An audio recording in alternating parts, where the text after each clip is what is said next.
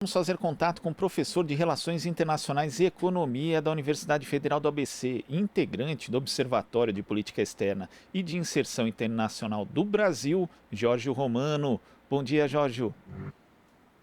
Bom dia, Glauco. Tudo bem? Tudo certo. Você está lançando agora um livro que trata da dinâmica dos investimentos produtivos chineses no Brasil. O título Oásis para o Capital Solo Fértil para a Corrida de Ouro, a dinâmica dos investimentos produtivos chineses no Brasil. E para a gente começar a conversa aqui, Jorge, eu queria que você explicasse justamente o conceito de investimento direto estrangeiro, né? Muitas vezes no noticiário acaba se confundindo como se fosse uma transação simples entre países, mas não é bem assim. Então eu queria que você falasse a respeito desse conceito e também da importância dele. Certo, Glauco. Então, essa é uma das questões que eu começo a falar, porque, de fato, sobretudo nos jornais, nos noticiários, há muita atenção para entrada, saída de capitais. Então, quando há saída, tem alguma coisa errada.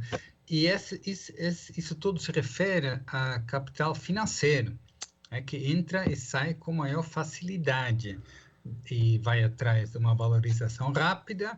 Se tem outra oportunidade, sai do país. Se fez um monte de lucro, que também pode sair para, enfim, fechar esse lucro. E isso é uma realidade muito presente e que mexe com a economia brasileira, porque quando o capital entra, você vai ter uma valorização da moeda do real, e quando sai, você tem uma desvalorização. Então, é também uma questão importante, mas eu faço questão de dizer que uma outra coisa são os investimentos produtivos. O dinheiro que vem aqui, o capital que vem aqui, ou para comprar capacidade produtiva existente, compra uma fábrica que já existe, compra alguma atividade que já existe, ou monta aqui uma atividade econômica do zero, e são as duas modalidades. E esse capital que vem aqui, ele tem uma outra dinâmica, ele não sai de um dia para o outro, né? Ele tem um planejamento mínimo, porque quando você monta aqui uma atividade, isso você não desmonta com maior facilidade, ou seja, você vai analisar o que o país pode oferecer de riqueza, de possibilidades, que não tem em outros lugares. A gente tem que entender que tem um monte de capital, pode parecer estranho olhando para algumas realidades no mundo, mas, infelizmente, além de muita pobreza, também é muita riqueza, muito capital à procura da valorização. E o que eu estou argumentando, muitos falam sobre investimentos chineses, mas, na verdade, não é a questão que muito capital chinês vem para o Brasil. Vem muito capital para o Brasil, ponto. Não é só chinês, é também americano, europeu, japonês, sul-coreano, etc. Então, já só para você ter uma ideia, Glauco, eu cheguei no Brasil em 1990. Naquela época, o Brasil recebia US$ 1 bilhão desses investimentos produtivos internacionais, que no dinheiro de hoje, com a inflação do dólar, seria mais ou menos US$ 3 bilhões. Se você olhar os últimos 10, 12 anos, a média que o Brasil recebeu é em cima de 60, 70 bilhões, ou seja, de 3 para 60, 70 bilhões.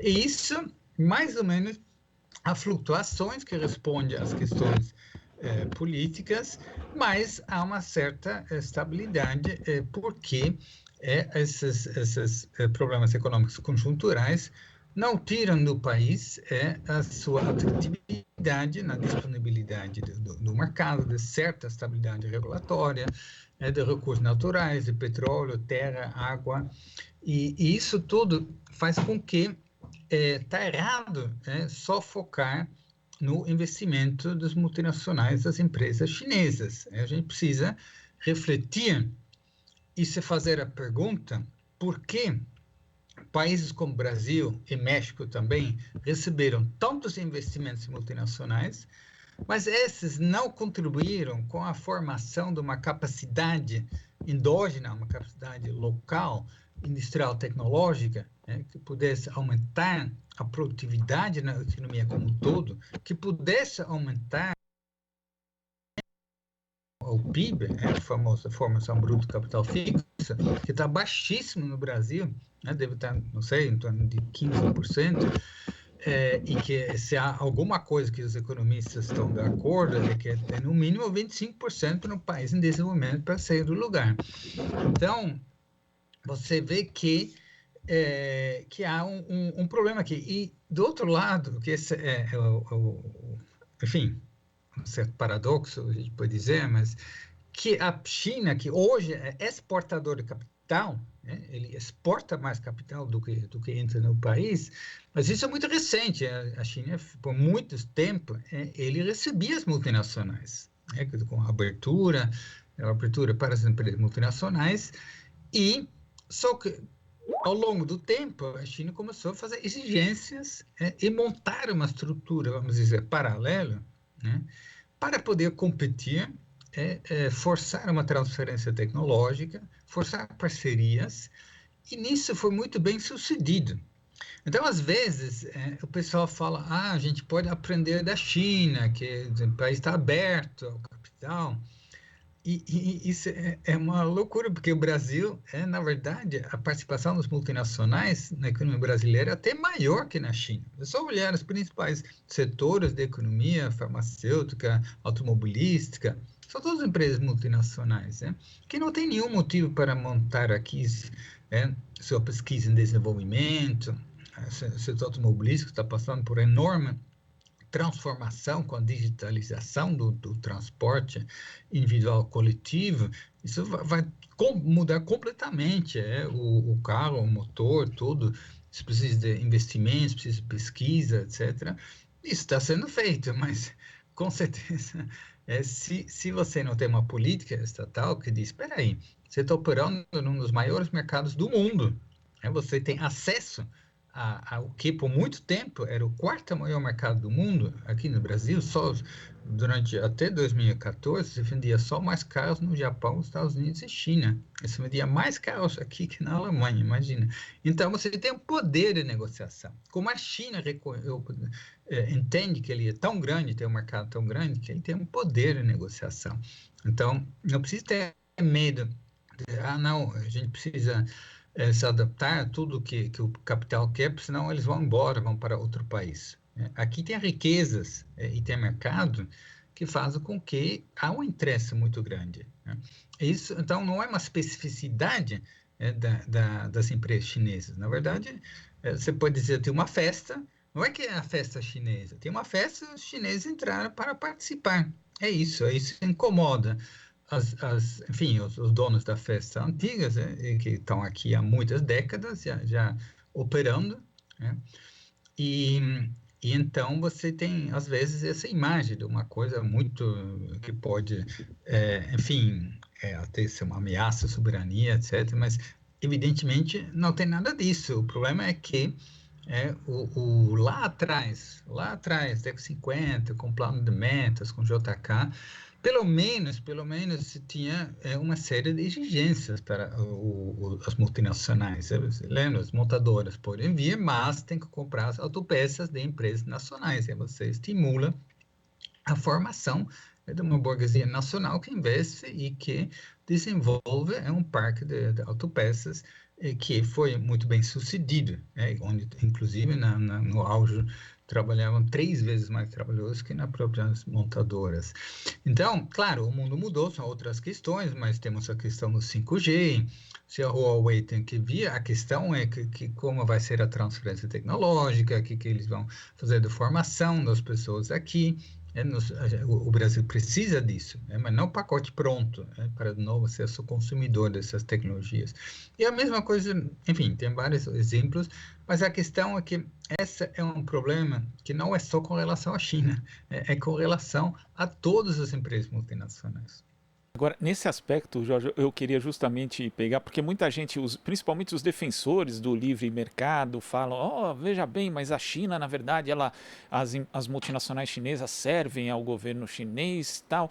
Mas quando, inclusive um exemplo que você cita no livro ali, depois da Segunda Guerra Mundial, as multinacionais dos Estados Unidos usaram essa estratégia justamente de realizar investimentos estrangeiros em outros países e também com orientação ali, junto com o governo dos Estados Unidos. Então, esses dois exemplos dá para a gente ver que o planejamento estatal é fundamental e o Brasil hoje, então, está desperdiçando essa oportunidade, né, recebendo investimentos produtivos de fora, de associar isso a um projeto de desenvolvimento local para que no futuro pudesse até ser um exportador de capital produtivo. Quer dizer, é preciso desmistificar essas coisas, o papel do Estado justamente nesse âmbito do investimento produtivo, Jorge?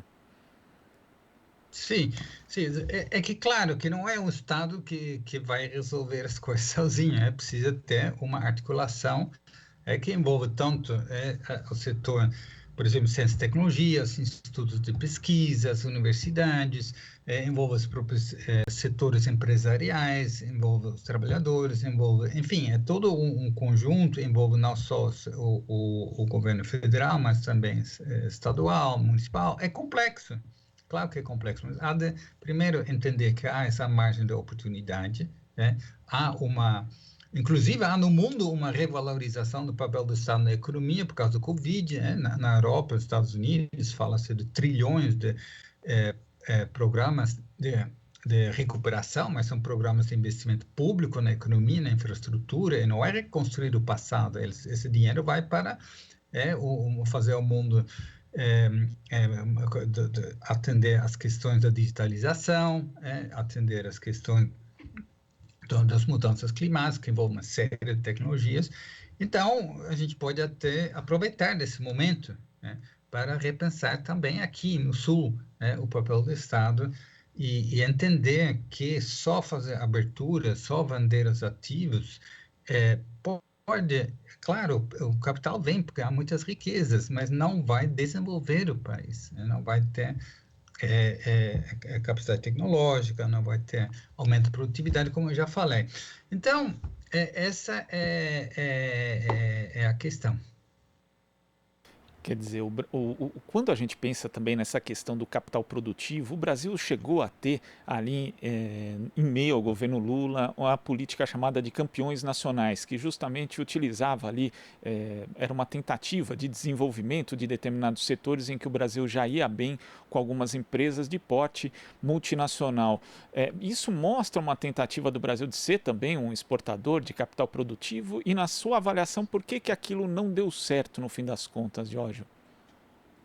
Então, você bem lembrou, a questão do fato não é inventar nada novo, já tem na história do Brasil vários exemplos, eu dei aquele plano de mesmo, mas você lembrou muito bem, no governo Lula teve várias iniciativas, a questão da lei da partilha de 2010, da exploração do petróleo, as riquezas de petróleo, é um exemplo disso, você tem um projeto, que você tem a coordenação do Estado, você usa a estatal Petrobras, mas você faz parcerias com empresas multinacionais de vários, enfim, todos, tem a Shell, tem os chineses, a Statoil da Noruega, você tem a tecnologia deles, você tem a tecnologia da Petrobras, você tem as universidades, e você mobiliza, e você diz lá, você tinha aquela regra, se você quer aproveitar dessa festa, você tem que comprar das empresas fornecedoras, e você tinha regras, chama-se controle local, que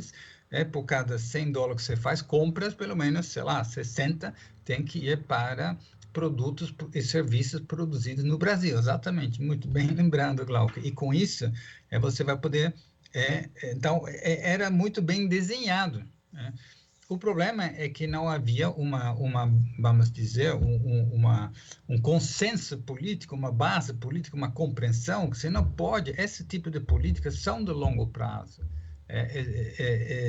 Você não pode, a cada 4 anos, mudar de rumo nisso. Porque, inclusive, um empresário que aposta nisso, ele vai investir em toda a perspectiva que mais para frente, ele tem a valorização, ele vai se endividar, porque ele vai ter o mercado. Se depois vem um governo que diz, não, a Petrobras não precisa mais comprar, aliás, podemos comprar as sondas, as plataformas, as embarcações de fora. Bom, os fornecedores que estavam se preparando, que investiram e que ficaram até com dívida, quando é que a gente vai começar eles de novo, né? Então, não é só que você interrompeu, você destruiu uma coisa. A mesma coisa com a BNDES, estava finalmente se comportando, né, também não, Fino, desculpa, estava novamente se comportando como um banco de desenvolvimento, não só o BNDES, tem também a Caixa, o Banco do Brasil, mas o BNDES, evidentemente, estratégico, né, na discussão. E aí, Glauco, você menciona assim, exportador de capital, tudo bem, tem isso também, mas no caso do Brasil, estamos ainda na fase, primeiro, montar aqui uma base forte. Mas você tem razão, você teve lá iniciativas, tinha o setor de construção, poderia competir lá fora, e de fato o Brasil fez, o Brasil não foi sozinho, o setor de construção foi junto com setores estatais, com o BNDES, com a diplomacia brasileira, as viagens do Lula pelo mundo afora, sempre junto com enfim, articulado com esses setores, tinha estratégia, mas infelizmente isso foi tudo criminalizado.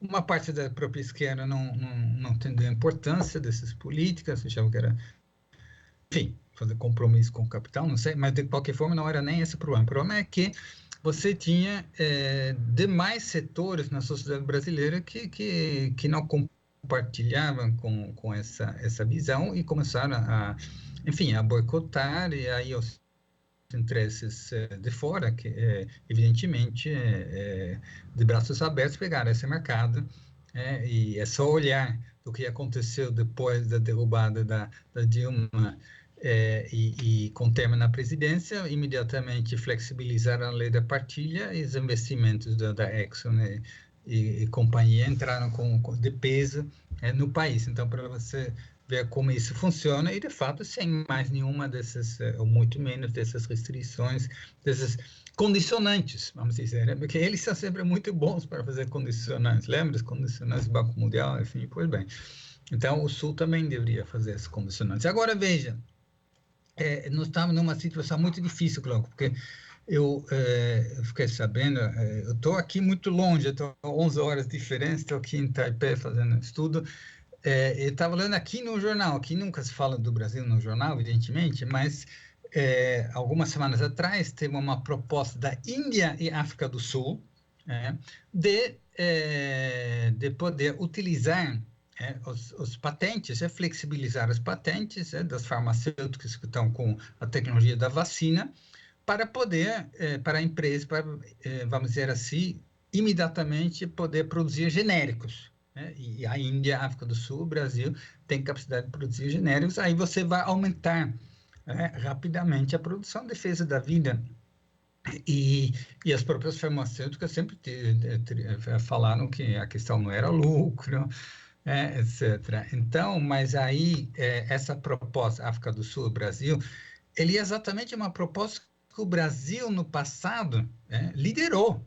E não era nem o governo Lula, era o Serra, no Ministério da Saúde, que foi o primeiro a peitar essa questão, com o Celso Amorim era embaixador na Organização Mundial do Comércio. O Brasil foi um líder e foi vitorioso. Depois, no governo Lula, até a questão na época era patentes para remédios para o HIV.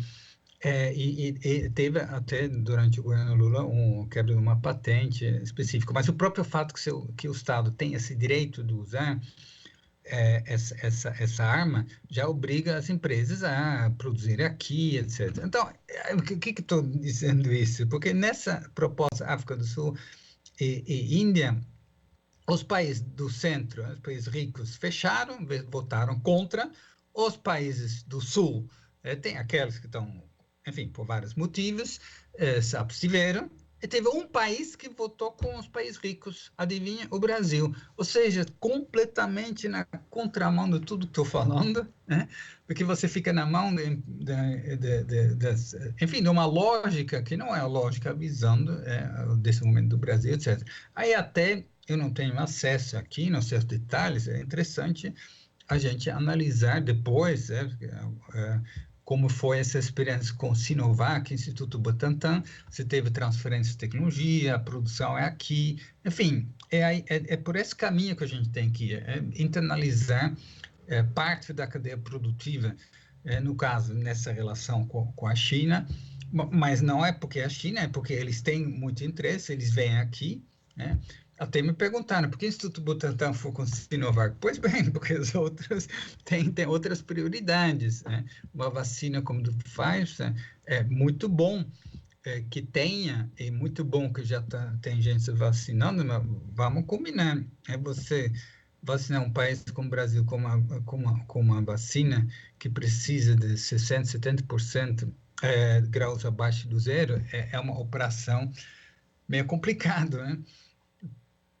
Então, enfim, são exemplos que eu estou dando, mas eu acho que essa experiência do governo Lula, respondendo então, voltando a responder a sua pergunta, tem muitas coisas positivas que podem ser recuperadas, mas muita coisa foi abandonada bruscamente, e aí você perde até credibilidade, tanto com os empresários, com os setores que apostaram, que colaboraram com essa, que investiram nessa política, como nos próprios países africanos e latino-americanos, que, enfim, tem um olhar um pouco diferente desse. Eu acho que, fora disso, a falta da possibilidade no Brasil de ter políticas a médio e longo prazo. Eu também não sei como resolver, Glauco, porque, enfim, estamos aí, tem uma parte da burguesia que está absolutamente convencido que não é interessante para ele apostar no projeto nacional de desenvolvimento e isso realmente precisaria de uma, enfim, do surgimento de grandes lideranças, né? Como o Lula era, e para articular, para, enfim, ver isso. Mas tem outra questão, Glauco, a questão da corrupção, que foi evidentemente utilizado como principal argumento para quebrar toda essa experiência, com certeza também é uma aprendizagem, né? Que a gente precisa ter também atuações mais firmes, né? Para não dar de bandeja, né? Essas políticas. Não pode ser tão fácil, né? Como castelo de carta para derrubar essas políticas. Então, há aí também uma aprendizagem. Sem dúvida.